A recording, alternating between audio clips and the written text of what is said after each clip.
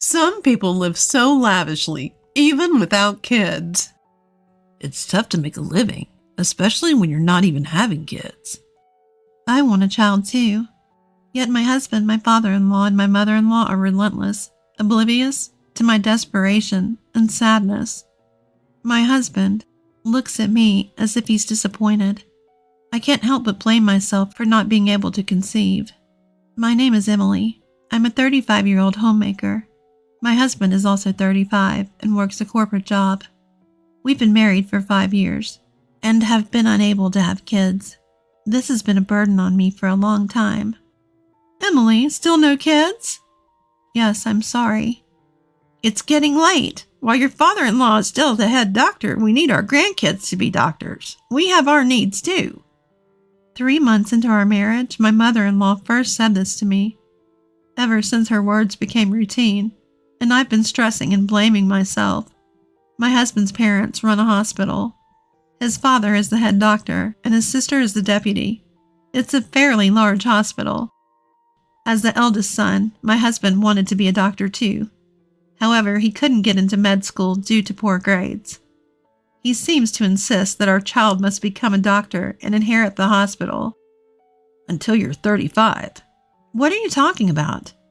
You have until you're 35 to have a kid. That's the deal.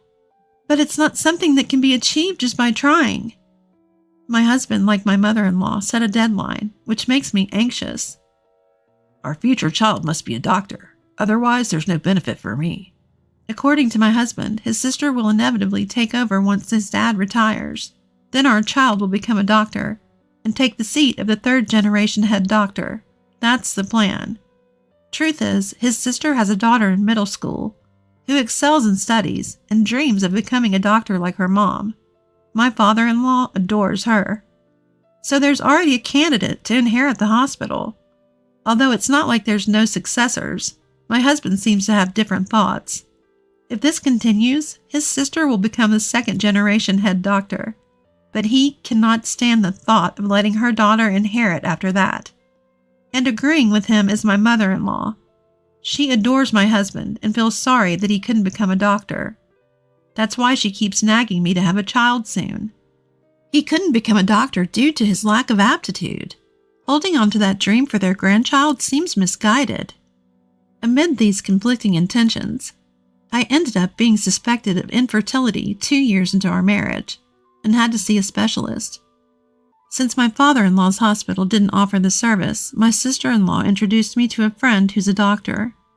Upon returning from my first consultation, my mother-in-law immediately called. What's the issue? Do you have some sort of defect? I was stunned by her bluntness, but reminded myself that she's always straightforward and answered. No, they didn't say it was a flaw, but stress could be a factor. They recommend taking it easy.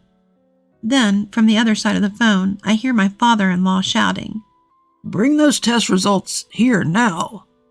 So quit your job and laze around the house all day. What stress could you possibly have? I'm sorry. I had to listen to my mother-in-law's lectures for a while longer before hanging up. At that moment, I didn't realize I'd have to go through many more conversations like this. My struggle with not being able to conceive started affecting my husband too. He began finding faults in everything I did. So you've been home all day, just watching TV? I've been doing chores. Really? Then why is there so much dust everywhere? He snapped, wiping surfaces to show me the dust. All right, I might have missed a few spots. I'll be more careful. What's your problem? I'm providing for you, aren't I? My husband's irritation escalated quickly, and I usually chose to stay silent to avoid fights. Then he leaned in and said, Just hurry up and have a baby, before storming off. Life at home was growing more and more strained. While facing the ongoing pressure to have children from my husband and mother-in-law, I started wondering if the problem might actually be with him. Not that I was suspicious, but if I'm healthy, it's reasonable to consider whether he might be the issue. However, both he and my mother-in-law dismissed the idea outright. One day, I mustered the courage to discuss it with him. Don't you think we should get checked? I don't seem to have any issues. What about you? What are you implying? That I'm the reason we can't have kids? I'm not accusing you of anything. But if it's an issue, we need to treat it, right? You're joking. There's no way I'm the problem. He stormed off, furious. I tried bringing it up in different ways, asking him to consider testing. But he was stuck on blaming me. I couldn't push it further, and the problem remained unresolved. Then, a shocking event unfolded. I found out my husband was cheating. He was coming home late every day, looking uneasy and restless. I had suspicions, but didn't plan on gathering evidence. At that point, love might have already been missing from our relationship. One day my husband and I visited his parents' house. As always, I felt overwhelmed by my mother-in-law's nagging about having kids and my father-in-law's comments suggesting we should check for fertility issues. Then, my husband dropped a bombshell. You know, I might have a kid with someone else. If that happens, I won't need you. His mother chimed in. At this point, I don't care who has David's child. Anyone will do.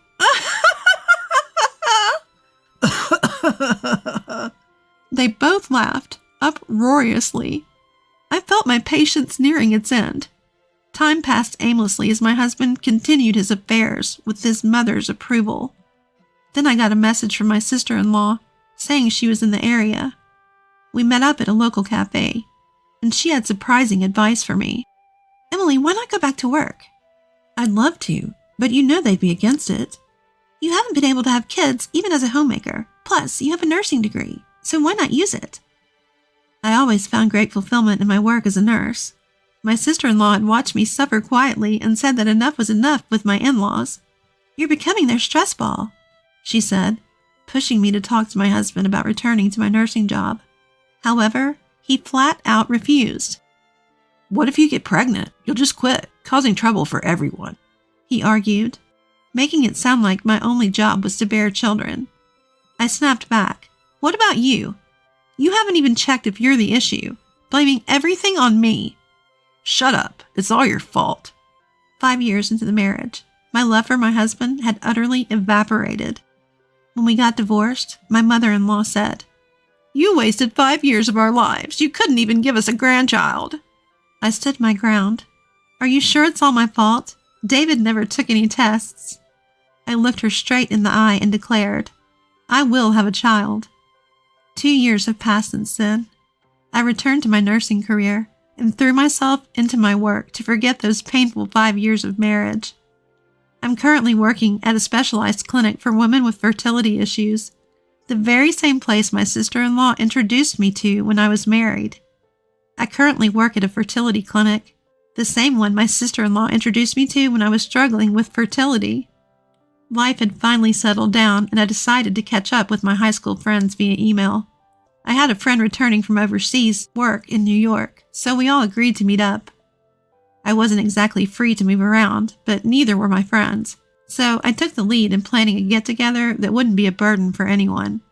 Thanks to my supportive family, I managed to make it to the restaurant we agreed upon, despite the busy preparations. In a private room at the restaurant, we all had a great time catching up and reminiscing.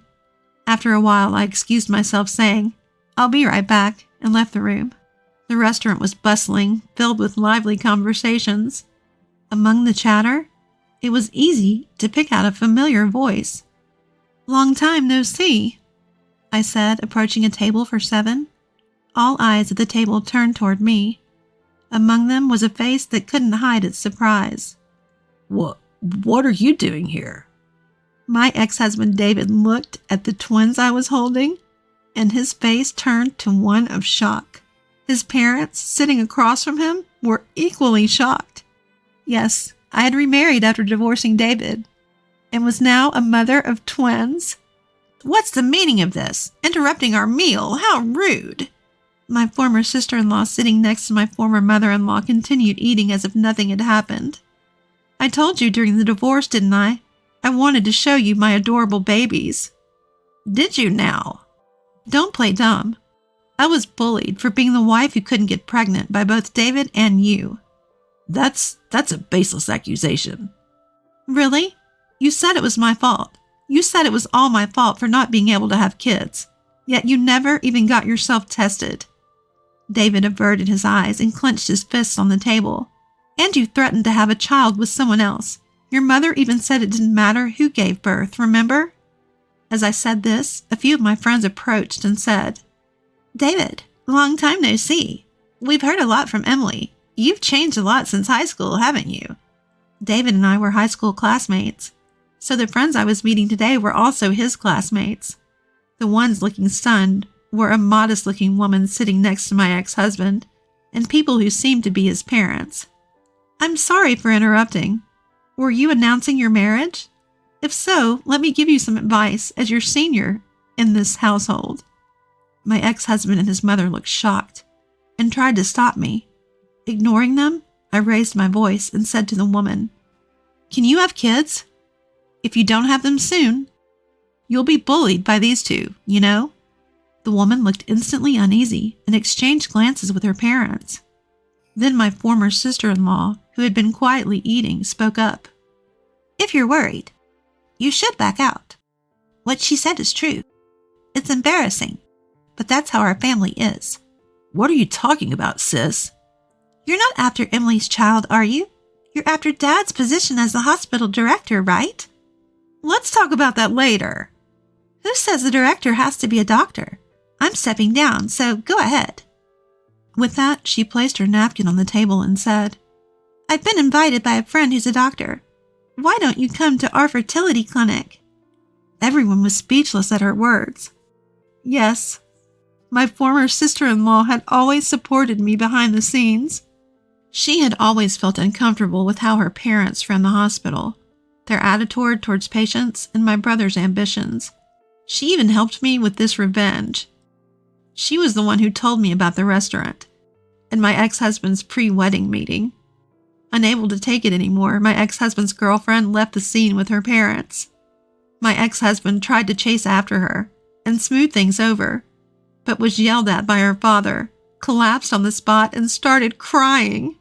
Seeing this, my former mother-in-law also started crying, and my father-in-law couldn't stop shaking. Afterward, my former sister-in-law officially resigned from my ex-father-in-law's hospital. She came to work as a doctor at the fertility clinic where I work. After she left, the number of patients at my father-in-law's hospital plummeted, partly because she was well-liked and partly because of the restaurant incident. My ex-husband quit his job and tried to turn the business around, but apparently it was pointless. With my former sister-in-law, who was the deputy director, gone, and my ex-husband's engagement broken off, the future of the hospital looked bleak. It's only a matter of time before it changes hands. As for my ex-husband, he seems to be spending his days tormented by emptiness, having lost both his girlfriend and his job, and watching the declining hospital with his parents. As for me, I'm living the happiest life, busy with my twin babies, and still able to work in my calling as a nurse, alongside my husband, who's also a nurse.